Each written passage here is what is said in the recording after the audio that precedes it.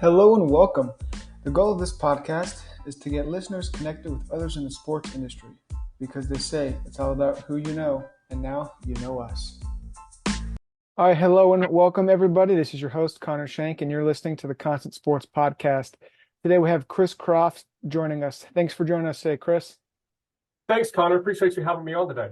Of course. So for the listeners and viewers, this is our 38th episode. This is our 6th installment of the, you could say, sports director, sports management, business program episode. So we're excited to have Chris on and shed some light on the Southern Mississippi program that they have out there. And Chris is the assistant professor of sports management over there. He, as well as the graduate coordinator for the university. And in this episode, we're going to talk graduate school, different classes that the program has, what admissions looks like, maybe to how some tips and tricks to put on your resume or whatever that may be, and how to separate yourselves and things like that. So we're looking forward to this episode, Chris, and we'll just go ahead and dive in real quick. So for those who are interested in getting a secondary degree or a bachelor's degree in kind of the sports management realm, what does that look like at your university? Yeah, no, thanks for asking. And again, appreciate you having me on today. So actually, I'm a graduate of our program. So a kind of unique status. I was able to go through our undergrad and grad program, obviously dating myself a little bit, but I had a long history of our program here since the 80s and 90s. Was formerly sport administration. We're in the College of Health. So we kind of had a sport administration route for people going into athletic administration. We had a coaching education route for people going into coaching as well. So obviously, a master's program at that time was human performance, kind of built in and geared more toward the administration. In 2015, we made the move over to the College of Business and Economic Development on our campus, which was huge for our sport management program to be housed in the College of Business. We're actually in the School of Marketing, and so we continue to evolve a little bit. So now all of our classes are sport management, SCM, and really focus on that sport business core of how we're preparing people to get jobs in the industry, athletic director, our sport business concept. So it's been a fun ride for us, and obviously have the undergraduate program as well as the graduate face-to-face and online programs. Cool. And so it sounds like it's evolved over time. And what are maybe some of the reasons why it's, maybe more of a sports, business centric? Is that kind of where you think the industry, a lot more jobs are? Do you think that's kind of heavily focused? What do you think that's a heavily focused area, the sports business side of it? Yeah, no, that's a great area. Sport management kind of gets put in different places, from college education to College of Health to sometimes College of Business. I think business is a great place, and we're glad to be here. And so many concepts, obviously things you think about when you go to the game as a fan, take away the coaches and players on the field, think of everything else going on, from the marketing to the communications, the facilities, the sports security, the sponsorship, all those things really entail the sport business concept. And so as we tell our students, you're going to get to use your business skills each day, but in a sports setting where it's all different, there's no 2 days in a row. So we think it's a very attractive field to go into, lots of jobs. Obviously, we see the continued expansion of professional sport organizations, new leagues coming in, and college athletics. Although it's crazy, it's not going anywhere. So lots of opportunities. Yep. No, and we'll touch on that a little bit regarding the job sector and whatnot here in a little bit. But staying on the program for a second, maybe as you've mentioned, it's evolved and kind of grown into what it is now. What's your favorite aspect of the program, or something that you believe your program has that maybe some others don't to your level? Yeah, well, obviously, lots of programs have a lot of great things. It's important to do the content and the knowledge and expand the information. But I think one thing we really pride ourselves here on Southern Miss Sport Management is we spend a lot of focus and aim at experiential learning and doing all the collaboration with sport industry on the project. So we like to tie projects into class. A lot of times they're group projects where we're working on information. We're getting to bring in a sport business leader to have some interaction and speak to our students. We've been fortunate where they give us some different tasks, where we're able to come up with some different ideas and marketing facilities, hand those projects over to them. Obviously, we use that for our class grade and everything, but we've had them look at that and even incorporate some of those ideas and things that they're doing. So I think that's been very beneficial to us. Obviously, work with Southern Miss Athletics on our campus all the time. We've been fortunate with our close proximity. We're about an hour and a half from New Orleans. So we've worked with the New Orleans Saints. We constantly work with the New Orleans Pelicans. Minor league baseball teams interstate, the Mississippi Braves and Biloxi Shuckers. We've been very active. And most recently, we even worked with the Birmingham Squadron the NBA G League team. So we really try to tie those projects in where we're getting some real world learning in our classroom. Our students get to interact with those industry professionals, and obviously we get to they get a project or almost like a component for their portfolio to maybe use for job interviews down the road. Yeah, no, I love that. I love the real world experience, and maybe you could drill down a little bit on, what the experiential learning projects look like, how long they take. You mentioned a little bit, but is it kind of the whole class, or the individual get a pick? I want to work with the Saints, or I want to work with the Mississippi Braves, or whatnot. Yeah, no, great question. So usually we kind of focus in on one for the class. So I'll give you an example. I was teaching the sport marketing undergrad class actually before COVID, kind of do some different things and use the contact to leverage the New Orleans Pelicans and work with them. Again, we're a little bit hour and a half away, so season tickets is not conducive, but we did some group ticket sales. And so they gave us some theme nights that we were able to use. They came in and did 3 different training sessions with our students on how to do the group ticket sales. We kind of made it a competition with our students. Each student had their own QR code. And so they could go to families and friends, taught them how to go to businesses in town, and they're trying to sell group tickets for that event. We obviously kind of kept up, obviously, competition. We had different prizes built in, from gear to game giveaways to different things. And they even had a situation where whoever sold the most tickets got an interview with the Pelicans on the job the next year. So just different projects like that. And, I have a lot of students who love their project, had some students who did not like the project. And I told them later, you can thank me, because if you don't want to go to ticket sales, we'll mark that off your list. Now we got to focus maybe sport marketing, sport facilities, sport communication to you on that. So, and it doesn't matter regardless. We all show them how to list that on their resume. You're never going to go wrong showing that you had a class project with the New Orleans Pelicans and the NBA on your resume. Oh yeah, for sure. And that sounds really cool, that kind of keeping track and doing the QR code and kind of making them, feel like they're actual employees while they're in grad school still. That's next level stuff. I love that. And then they learned it's easy to make the call, it's hard to make the sell, right? And so we all know, but it gave them some opportunities to be successful, but also to fail, which we all know that's so much about life and sports, is kind of getting out of your comfort level. Getting out of your comfort level, Phil. And I like what you said a little bit was, if they didn't like the project, all right, well, now you don't like ticket sales, so you can go this way instead of, actually getting a job at ticket sales and realizing, oh, I don't like this at all, but you're kind of stuck, once you get in there. So that's a huge factor as well. Sure. And then touching on, I guess, the class structure, how long does it take, for a full-time student within the program, things like that? Yeah, so we run the 3 programs. We run the undergraduate. Obviously, that's the traditional, 4-year program. The last 2 years, we're really taking a lot of college business core classes and our sport management classes, 9 classes for actually. But for the grad school deal, we have that set up. We have a face-to-face program, which is really heavy, a lot of graduate assistants on campus in athletics. I've seen a group of 5 team was up school and smaller school. A lot of our GAs are really entry-level positions. We also get a lot of GA positions from a rec center on campus. So we have that set up, the face-to-face, as well as an online program. Those are set up to be completed in 2 years. Obviously, we've recently added a component where you could finish in a year. As we tell our GAs, the 2 years of experience you're getting over there is huge. And so don't rush the process, because that's helping you learn your craft, but also making contact with AD and assistant ADs over there. The online is kind of set up for more maybe an older or someone already working and doing the sport management on the side, where they can take 2 classes at a time. And obviously after 2 years or 4 semesters plus the summer, have that extra degree. So we got a plan, I think, that works pretty well. We cater to a lot of different people. It just depends on, your personal situation with work, family, kids, all those different factors.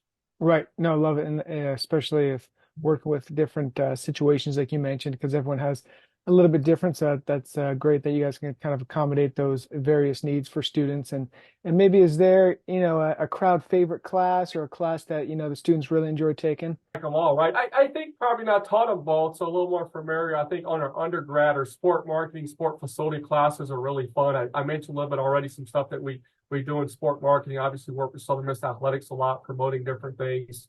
I've had a lot of success there in football, men's basketball recently, but also baseball. I think in the sport facility and events class, that's a kind of unique class, because it's kind of different than any other class in the business core. But a couple of things we do on that. We tie in with Southern Miss athletics facilities and events.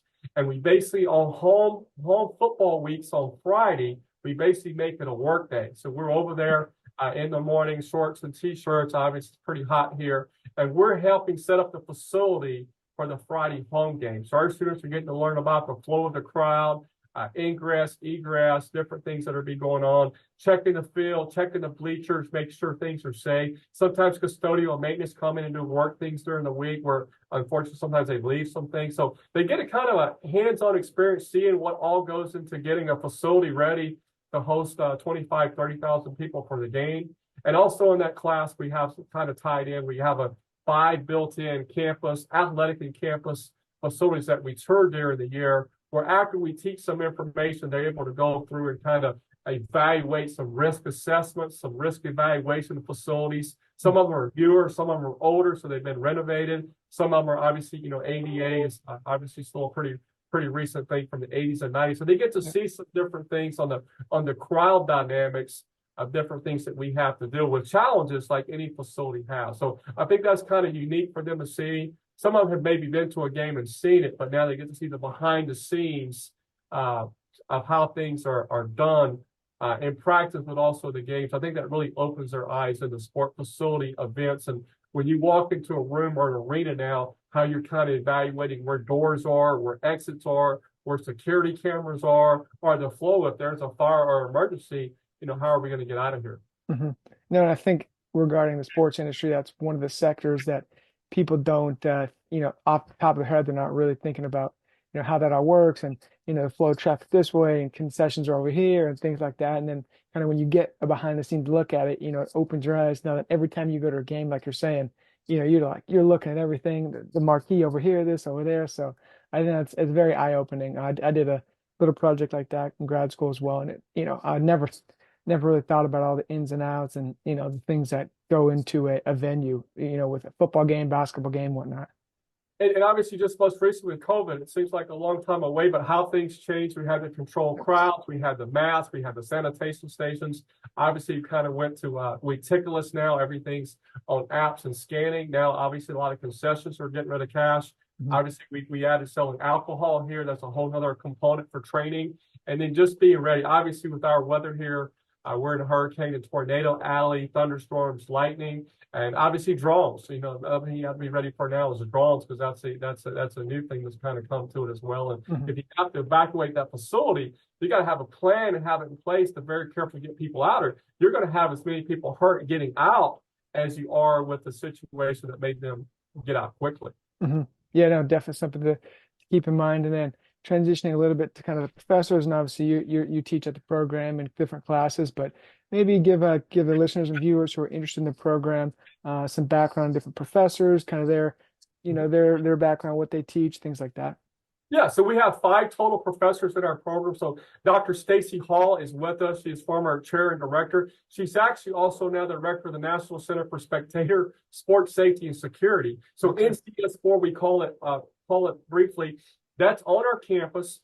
It's the only sports security center in the nation, actually, and we have some sports security classes tied into our graduate program for MBA as well as sport management, or if you want to do a standalone sports security. So wealth of knowledge there. Dr. Brandon Allen is also with us. He's recently transitioned kind of in a dual role where he's working with NCS4 and us. He's got over 10 years of experience being here, was a former program director, taught a bunch of different classes.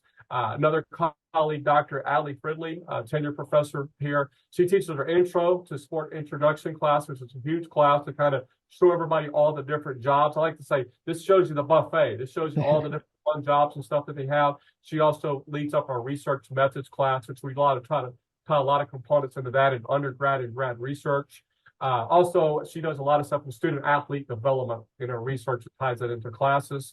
And last but not least, Dr. Sabrina Reed is also on board. A lot of experience, over 10 years of experience. She teaches a lot of classes from us, leads our ticket sales class, our sport communication, does some stuff also in sport leadership and sport finance and myself. So have the 5 faculty. Sometimes we use some adjuncts as needed.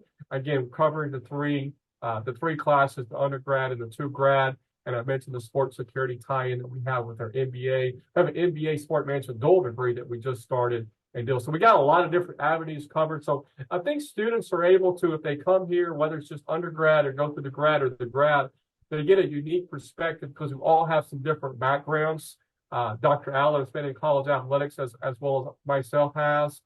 Dr. Stacey Hall, former soccer player, international component. So I think we bring a lot of perspectives where you get a diverse faculty, where you get to see a lot of different perspectives. We have our own strengths as well, but we all try to bring those things in the classroom. And again, we really preach experiential learning in our classes, Connor. And I think our students get a healthy dose of working with, just in a semester, they're getting 3 or 4 experiential learning projects exposed to, but also on their resume. Yeah, no, that's huge, especially for the resume there. And touched on the students a little bit here is regarding, I guess, the master's program and things. Are there certain, criteria? I'm sure everyone's background and things play a different role with experience and different things of that nature. But, maybe for the listeners and viewers interested in the program, maybe give them a little inside scoop on something that the admissions team or that yourself look in a potential student candidate.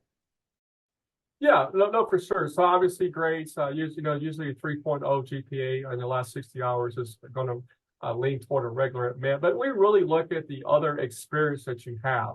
And whether you're undergrad and doing different things we got some athletic internship opportunities on campus. If you're working, doing some stuff on the side, working with the high school baseball team or some minor league baseball, we really look at that experience, especially in the grad as well. Again, we've got a lot of GAs here, but even industry folks, we just feel like, obviously, we got to teach you some content and knowledge. We know we have to learn in the academic component, but I think it's so important if you've been exposed to some sport opportunities and you have it on your resume, that shows that you've been able to multitask. You've been able to do different things. You're going to have work with different people. You're going to be in charge working with different groups from genders, races, and cultures, because that's what sports is all about. When you have an arena or stadium or event, you're dealing with the venue, but you're dealing with a lot of people with a lot of things not in common except they were coming to this game. Yeah. And so I think it's very important for you to be able to communicate, obviously get things done and do your job. And so we really look at that real world work experience. We think is an added advantage for you coming in. It's attractive to us. And then we're going to add a lot of different layers, I like to say Legos, to that when you're here as well.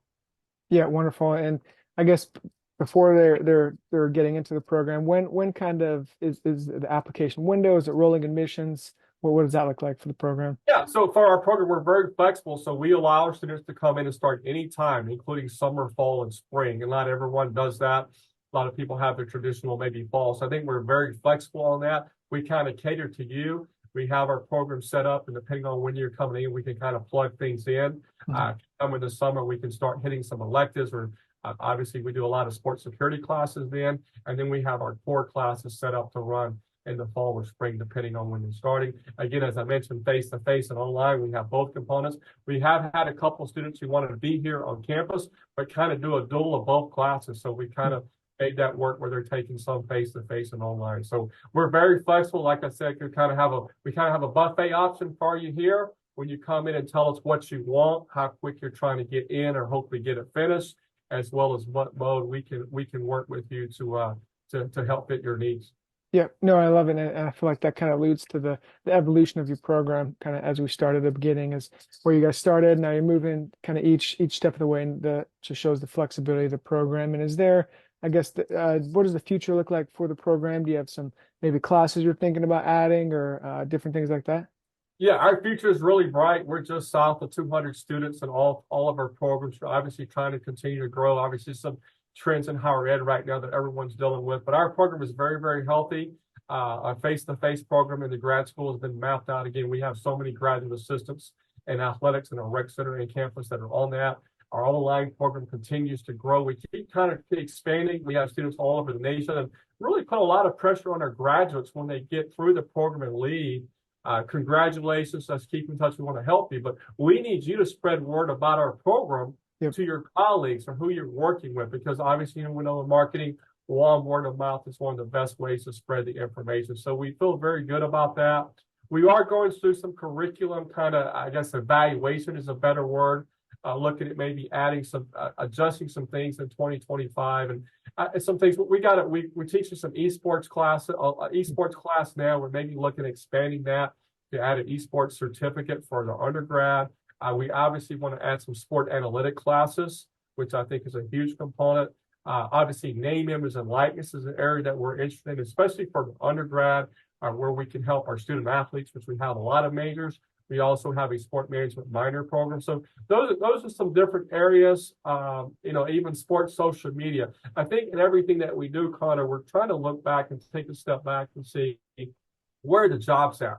Because obviously we want to get our students in, we want them to have a good experience and learn. But if we can't get them in a position where they can get a job very quickly out, then it seems like we probably have all failed. And so all different areas are important, but obviously we know for research and data, the jobs right off the bat are going to be the ticket sales, sport marketing, sport facilities, and probably sport communication, those, and obviously analytics is getting in there. Nothing against sport finance, is very important, but no one is usually going to hire someone at a young age and give them the keys. Here's the books.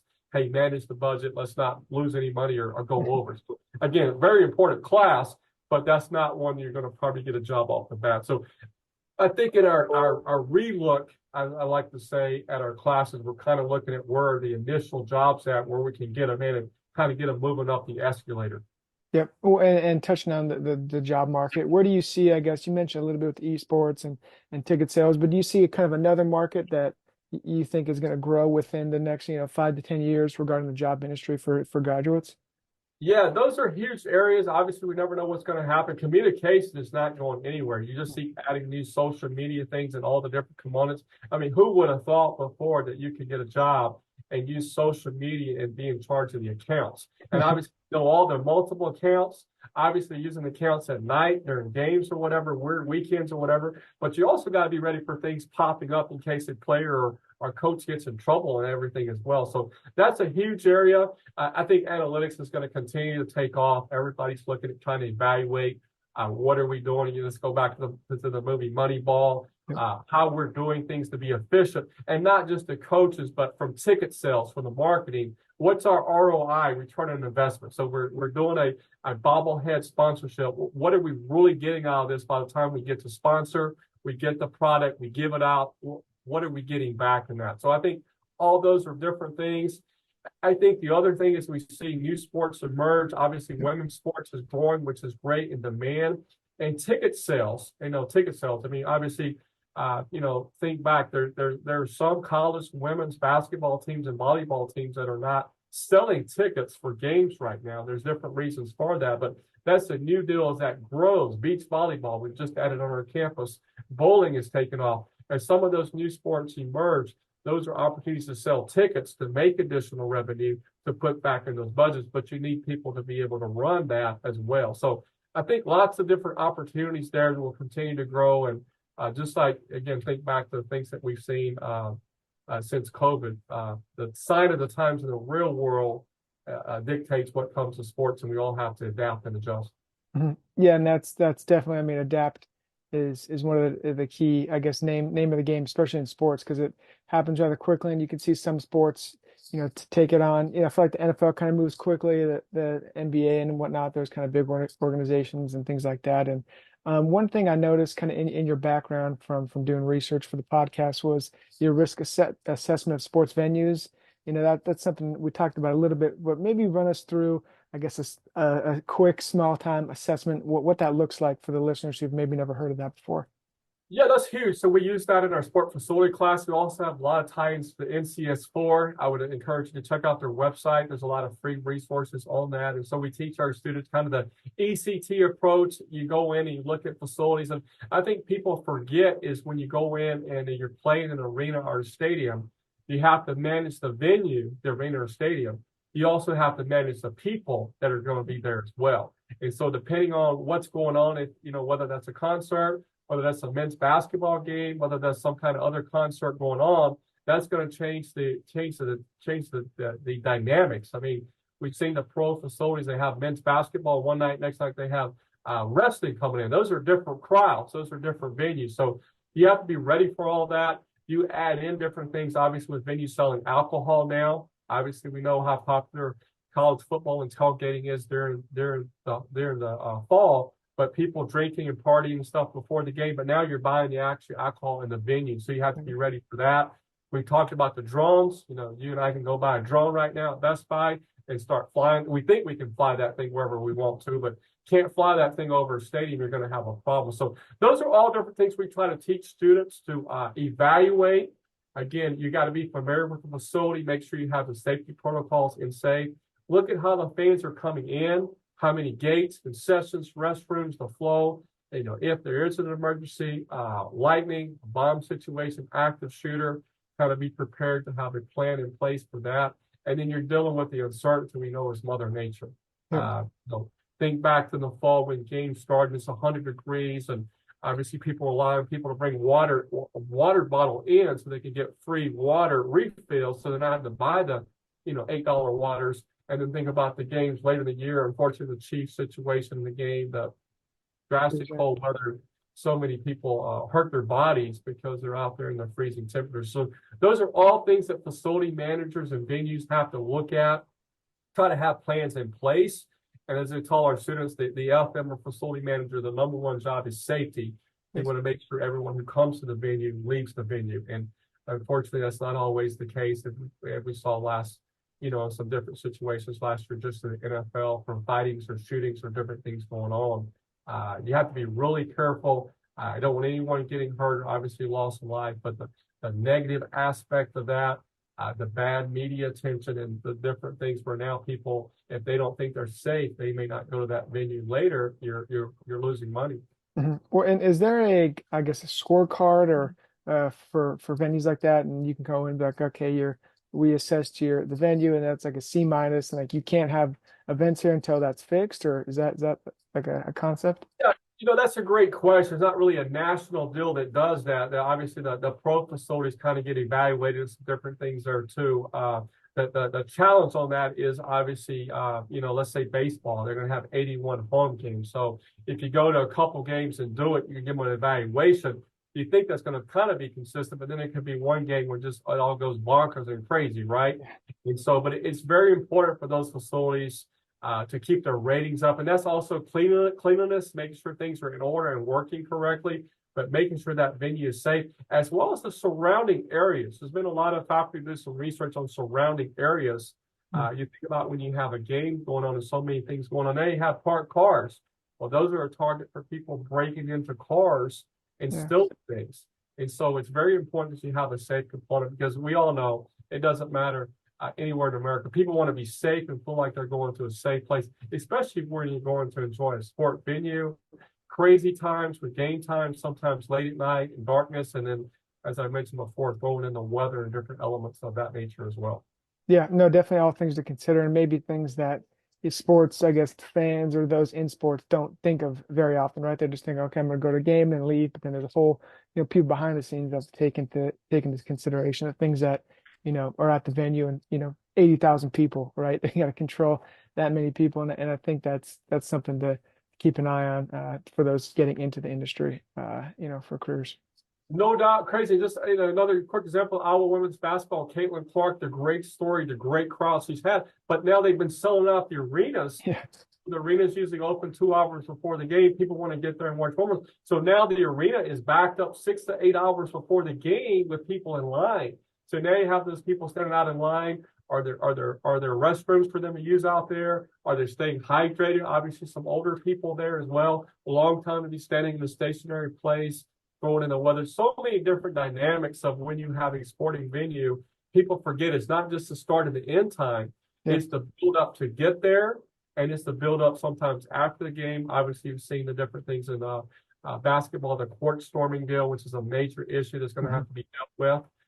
As well. So all those different dynamics, those all fall back on the facility manager to make sure they're keeping the coaches, the players, and the fans safe. Yeah, all very important. And the court storming kind of reminded me of the NCAA, and you obviously have a big background with college athletics, administration, things like that, coaching and whatnot. So I was just curious, kind of a sidebar question. What are your thoughts on the NCAA, college athletics? Where do you think that's kind of shake out to be in the next 5-10 years or so? It's crazy, right? It's a runaway train, to say the least. But I think it's a reminder for all of us that you have to adapt and adjust, and things have changed. Obviously, the NCAA has been huge. Obviously, great mission. It kind of brought a lot of things together. Has been so great for college athletics and schools and coaches and athletes through the course. Obviously, things have changed. Lots of things have changed. Throwing in social media, throwing in emerging sports, throwing in a huge amount of money that's being spent for coaches and the teams. Now you throw in the transfer portal and name, image, and likeness. And so now you kind of have lightning in a bottle right now. Nobody knows what's going to happen tomorrow. Just look at the recent conference expansion, which obviously driven by football, but crazy that you're going to have some teams traveling across the country to play in a conference game, the student athlete, the travel, the well-being, the money. And I always think back to now you have parents who may not get to go see some road games because those are flights instead of a driving deal. I was actually at University of Nebraska when there was a transition from the Big 12 to Big 10, and obviously changed a lot of different dynamics, but where fans can go to games, it changes your rivalries and so many different concepts. So I don't think anybody knows where it's going to go, Connor, but I think it's evident there's going to be a breakup. Obviously, as we shift to kind of maybe more NFL model with the football that's obviously driving everything. Ironic, we had 5 teams last year for 4 spots. The 12-team playoff was going to happen, but ironic it's done, and they're already talking about 14 teams. So there's some more divides there coming. Obviously, you hate to see it. I worked at Washington State, so really hated to see the Pac-12 great conference kind of dissolve, and now obviously a lot of things going on in the ACC as well. So I don't think anybody knows where it's going to be. I think the most important thing is for people to understand, and everybody's trying to make their own decision. This is about the student athletes. Yeah. And so without the student athletes, we don't need the coaches, we don't need the venues, we don't have the March Madness, a fun time going in. And sometimes we know that decisions aren't always made in their best interest. It's about money. And so I think that's what I think people have to take a step back. And obviously, student athletes deserve some compensation and stuff from the NIL, but with the NCAA's lack of having a plan, the states forced the issue is all over the place with different things. And now throwing the transfer portal, it's become an issue now where people are just throwing money at players and recruiting. It wasn't meant to be like that. And my concern back to the student athletes is now some of them may not get a degree because they could bounce. They could bounce with the double transfers that, they're not following the rules. You could go to 4 schools in 4 years, have a lot of fun, make a lot of money. You're not going to have enough hours to get your degree to have something to fall back on if the pros doesn't work out. Even if it does, it's going to end eventually. And I think that's where everybody has to come back and let's look at what we're being fair and beneficial to student athletes, not just right now, but where we're giving them some learning experience where they can be successful in the game of life. Yeah, no, I think all great points. And yeah, I agree 100%. I think it goes back to the athlete, especially as you mentioned, we got teams on the West Coast going to be playing, teams in New Jersey and things like that. And that's just, especially with baseball, softball, like you're playing 3-4 games in a weekend. That just doesn't seem too conducive for the overall, well-being for the athletes going forward. So I'm sure they'll figure it out. But I mean, just thinking, if you're going next year, correct me here, California is going to be going to California, Boston College to play the ACC softball game. You leave the day before. I don't know if you can leave the day before now because obviously you're losing the travel in 3 hours. What if you have some flight troubles? You want to be in the time. So you leave 2 days ahead of time. Think of the different things. And UCLA and USC going to the Big Ten now, so they're playing a game out of Penn State. Well, when is that football truck? When's the equipment truck leaving? The equipment truck's leaving Tuesday or Wednesday with all their pads or whatever. And so are they not practicing after Tuesday in pads? And even think about the next week. What if their next game is at Nebraska and Lincoln? The truck's not coming back to LA. So what are we going to do for practice the next week? I mean, there's so many different dynamics that are popping up that, the people make quick decisions, and obviously every AD is trying to promote their own school and jump on the biggest conference with the most money. But again, as we saw that, somebody's going to lose. Yeah. And again, I was in the Big 12 and the Big 10. The Big 10 is a premier basketball conference. And now you're going to add UCLA, USC, Oregon, and Washington. Those are 4 pretty proud programs as well in men's basketball. We're going to play more games, whatever. Somebody's going to lose. So somebody's not going to have the record to get in the postseason. And we all know that if you don't get in the postseason this year, you better be getting in next year, your fan base is going to call for a coaching change. Yep. And just this past year, we had the college football playoff, and unfortunately deal with Florida State. It showed the expansion of the 12 teams. Well, LSU and Oklahoma would not have got in. We know those are two very proud football programs that have won national championships. If you don't get in this year, there's tremendous pressure to get in next year, or kind of we're going to find a new coach for the next year. No, for sure. I think the pressure of winning will just escalate. Yeah, that's a concept I haven't thought of too much, but yeah, I agree. I mean, now that you mention it, especially because if more teams are getting in and your blue blood team's not getting in, I mean, your hot seat just got a lot hotter, a lot quicker. No question. And obviously in our state, Mississippi State and Ole Miss are in the SEC, two very good programs to do a good job and usually competing for bowl games and everything. And now you added Texas A&M and Missouri. Obviously now you're adding Texas and Oklahoma. We know Texas and Oklahoma, they expect to win in football. And if they don't win, they're gonna make changes and put more money in, but they're gonna win to some degree. So some other six teams may fall down a little bit. So it's gonna be an interesting deal, and we all know every fans root for their teams, win or tie, as I like to say. And so it'll be interesting to see how some things kind of transpire.